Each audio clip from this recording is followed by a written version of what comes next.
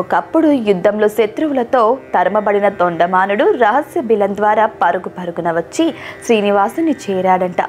ఏకాంత సేవ సమయంలో శ్రీనివాసునితో ఉన్న వేళలో అభ్యంతర మందిరంలోకి ప్రవేశించిన తొండమానుని చూసి సిగ్గుతో శ్రీదేవి శ్రీ స్వామివారి వక్షస్థలంలోనూ భూదేవి తొండమానుడు కట్టించిన ఈ బావిలోనూ దాక్కున్నారట. వారాహ పురాణాంతర్గత వెంకటాచల మహత్యం అంతా ఇంత కాదు.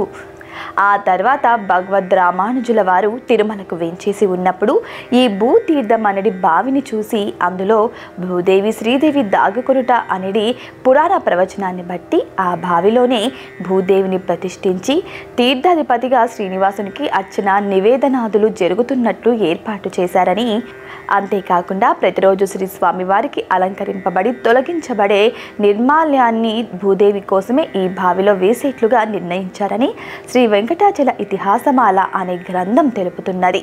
అప్పటి నుంచి నిత్యము పుష్పాలంకార ప్రియుడైన శ్రీనివాసునికి అలంకరించి తొలగించిన తులసి పూలమాలలు ఈ బావిలో సమర్పించడం జరుగుతుంది.